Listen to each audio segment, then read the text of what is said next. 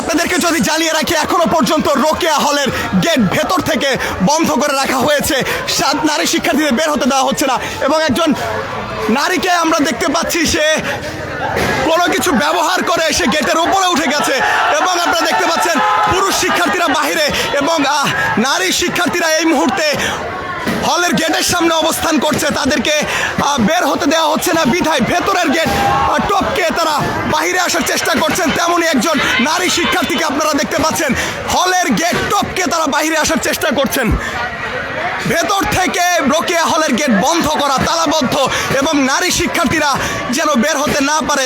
তবে পুরুষ শিক্ষার্থীরা হল থেকে বের হয়ে রোকেয়া হলের সামনে অবস্থান নিলে নারী শিক্ষার্থীরা আবারও জাগ্রত হয় এবং এই মুহূর্তে আপনারা যেমনটি দেখতে পাচ্ছেন ভেতর থেকে গেট বন্ধ থাকলেও নারী শিক্ষার্থীরা সেই গেট টপকে তারা বাহিরে আসার চেষ্টা করছে এবং পুরুষ শিক্ষার্থীরাও এই মুহূর্তে রোকেয়া হলের সামনে অবস্থান করছে এবং পুরুষ শিক্ষার্থীদের একটি অংশ মিছিল নিয়ে তারা ঢাকা বিশ্ববিদ্যালয়ের বিভিন্ন প্রান্তে গেছে এবং রোকেয়া হলের ভেতরের যে তালা সেটি ভেঙে ফেলা হয়েছে, সেটি খুলে ফেলা হয়েছে। এটি কি রোকেয়া হলের তালা?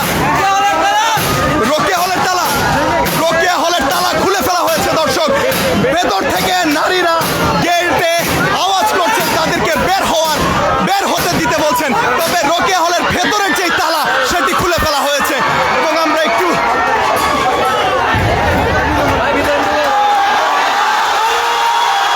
বের হয়ে এসেছে, নারী শিক্ষার্থীরা বের হয়ে এসেছে। অবশেষে গেট ভেঙে তারা বের হয়ে এসেছে এবং দেখতে পাচ্ছেন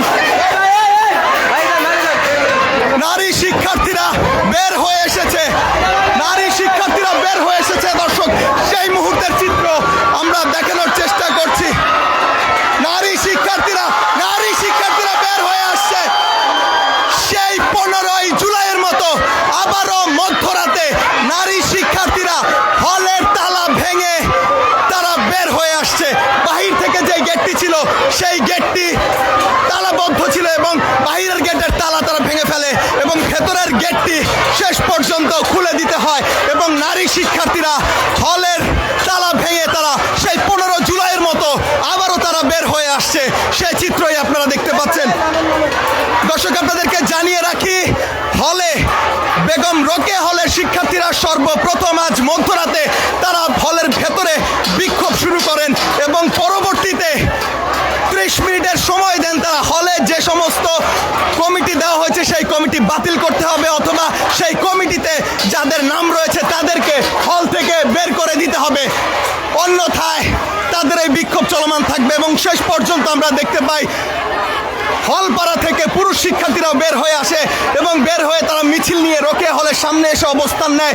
নারী শিক্ষার্থীরাও তাতে আবারও প্রাণ ফিরে পায় এবং পরবর্তীতে আমরা দেখতে পারি যে বেশ কয়েকজন নারী শিক্ষার্থী গেট টপকে তারা বাহিরে আসার চেষ্টা করেন। শেষ পর্যন্ত বাহিরের গেটের তালা তারা খুলতে সমর্থ হয় এবং পরবর্তীতে ভেতরের যে গেটটি রয়েছে সেই গেটটিও খুলে দেওয়া হয়। শেষ পর্যন্ত গত বছর 2024 সালের 15 জুলাই 14 জুলাই রাতের মধ্যরাতে যেভাবে বের হয়ে এসেছিল ঠিক একইভাবে নারী শিক্ষার্থীরা আবারও তারা হলের তালা ভেঙে বের হয়ে যেতে সক্ষম হয় এবং এই মুহূর্তে তারা বিক্ষোভ মিছিল নিয়ে টিএসসির দিকে এগিয়ে যাচ্ছে। সেই দৃশ্য এই মুহূর্তে আপনাদেরকে দেখানোর চেষ্টা করছি। সঙ্গে রয়েছি খন্দকার আসিফুজ্জামান।